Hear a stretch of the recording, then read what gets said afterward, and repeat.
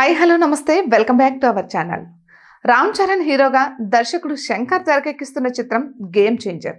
Political action థ్రిల్లర్గా రూపొందుతున్న ఈ cinema 2025 జనవరి 10న ప్రేక్షకుల ముందుకు రానుంది.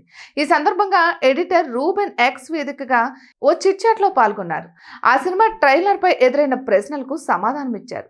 కంటెంట్ను ఎక్కువగా రివీల్ చేయకుండా వినోదాత్మక కోణంలోనే ట్రైలర్ను కట్ చేశానని తెలిపారు. నిడివి 2 నిమిషాలకు పైగా ఉంటుందని తెలిపారు. అభిమానులు ప్రేక్షకులకి ట్రైలర్ కన్నుల పండగే. ఇక లవ్, ఎమోషన్, యాక్షన్ ఇలా అన్ని అంశాలుంటాయి. ఇక ప్లాట్ని రివీల్ చేయలేదు, కానీ ఆడియన్స్కు మంచి అనుభూతి పంచుతుంది అని చెప్పుకొచ్చారు. అలానే రామ్ చరణ్ ఐఏఎస్, ఐపీఎస్ పొలిటీషియన్గా కనిపిస్తారని దిల్ రాజు అన్నారు.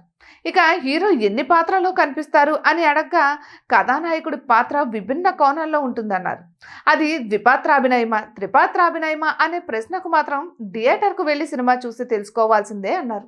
ఇటువంటి మరెన్నో వీడియోస్ కోసం మా ఛానల్ని సబ్స్క్రైబ్ చేసుకోండి.